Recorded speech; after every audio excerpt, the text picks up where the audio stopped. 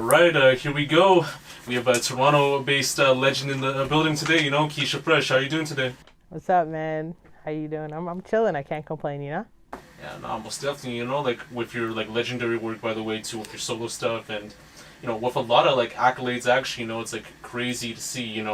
Being the first young female to have free songs being played on Flow 93.5 back in the early 2010s and all that. Being the first artist to shoot a music video at the Empire State Building, post 9/11 too. Working with the likes of Keysha Freshh and also Mims, and then also performing all over Canada and the United States as well too, and then having a strong family history too, with your father being a well-known figure within Toronto Star and with his work in journalism as well too. So it's a crazy story and all that, and even with the sororities too. Yeah, man. It's been a lot. It's been a journey for sure. Yeah. And right now, you've been doing quite well. You recently got a nomination for a Juno for the Maestro Fresh West album and all that. You also have a couple singles out right now with your bandmate to Lex Leosis and all that. So it's all up from there. Yes, sir. Most definitely. So I want to start this story off right away. So you grew up in Scarborough and Ajax. That's correct? Yeah. I grew up in Scarborough. Grew up Alton Towers, from the Towers. That's where my family kind of moved to. They lived in Silver Springs before that, Flemingdon Park. So they ended up, in Alton Towers, where I was born. And from there, my parents just kind of wanted to move my brothers and I into a bigger house, a better environment.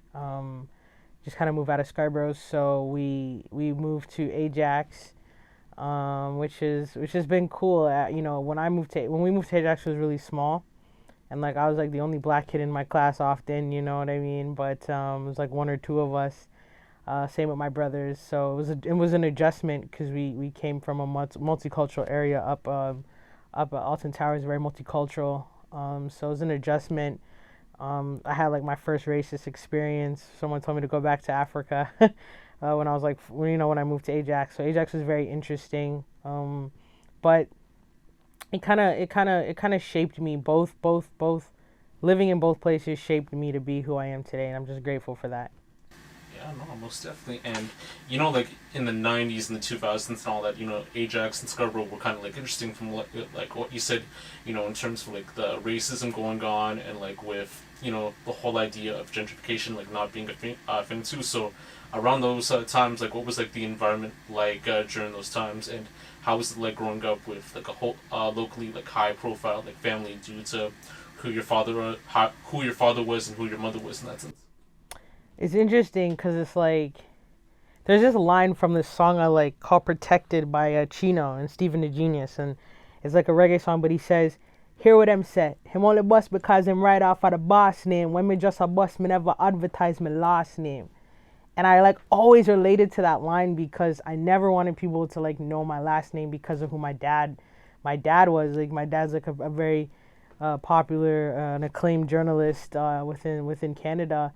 And I just didn't, coming into the music industry, I didn't want people to associate my success with who my dad was, because he knew a lot of influential people, obviously. But when I got older, I kind of used that in a way of you know what, other people do it for their kids in other aspects of life. Nepotism is a huge thing. So why can't I just use my name? This is my name. And I'm actually grateful for the work my dad and the foundation that my parents have put in within the community. I'm grateful for that because it's a good name. People know when they hear my last name, it's oh yeah, you're so-and-so's daughter, right? So I get that respect because people respect my father. My dad has covered some of the biggest artists. My dad has covered, has pictures of Drake, literally hard copy pictures, film development of Drake when he was on Degrassi. My dad has pictures of Socrates, Maestros when they were young, coming up. My dad has always been there documenting the history of black artists in Canada. So just to get that respect on the street when people see me say, yo, your dad did my first article and stuff like that when I was coming up. Your dad covered me. It makes me proud. I'm really proud of my father for the name that he's built, and just and my mom as well for the name that she's built in the community. It allows me to just be respected where I go. Yeah, most definitely. And like you're leading on that torch to like leading on to like the family name too, and like in terms of success and like everything else too in that sense. And like even raising it like with other generations too, like when you have kids or when you have like grandkids too, to realize that whole aspect of like what you guys are, and like what you did like throughout your times like living in that sense. So it's interesting to see. It is, one of the biggest, what they always say is all you have in this world is your word and your name. Like that's so true. And I just always want to make sure that I'm being a good citizen and respectable, and keep making sure that my family's name is always looked at in a high regard. So yeah. And like Scarborough and Ajax at that time too. I know Scarborough was sort of big with music back in the 90s and 2000s, with Chocolate, with Maestro, with I think Deborah Cox. I think she's also from Scarborough too. And then I know Ajax, it had T minus and Boy Wonder, even though he's from Pickering in that sense too. But back then, were they known as industry ends back then, or just more so like in as a community? I mean, yeah, it's interesting. It's interesting. I want to write a book about this because it's so interesting. Growing up in Durham's 905, like we're foundation for Durham. Like I don't really like to say that because I never like to think of myself in those types of regards. But when you really sit back and think about it, like we're foundation in Durham. And then like there's it intertwines. A lot of us intertwine. And when we first started, I remember being a young person playing basketball outside at Cedar Park in Durham, and T minus being out there, and T minus had just produced the record with Nate Dogg and Bishop Briante, and I just remember connecting with him, like had him on MSN and stuff like that, and I would like ask him for advice on music and stuff like that. And I remember asking him one time, like, yo, how much do you charge for beats? And he was like $300. And I was like, whoo, that's a lot of money. Now I'm sure he charges, 100 times that. But, it's crazy because we all kind of grew up in this area, and just to see where everyone went, my first studio experience was because of T minus. He sent me to my first studio experience. Shout out to Logic. And then like artists like Devontae. Like Devontae went to high school with my homie, so we used to be in the basement rapping. Artists like Sean Leon, I went to elementary school with Sean. I knew his sister was in my class, so I've known him since we were kids. Even Boy Wonder went to Pickering High School with my cousins and stuff like that. So it's interesting how it just is super dope to see how intertwined everyone kind of is, and then how everyone's kind of branched off and they're doing amazing things. That like it makes me so happy because back then in Durham and Ajax, there was no other girl rapping. Like I was the only girl rapping. I used to go to other high schools and rap with dudes because they just thought it was cool that a girl was rapping. So yeah, man, it's interesting. It's really interesting. And you went to J. Clark, right? I went to J. Clark and I went to Doc.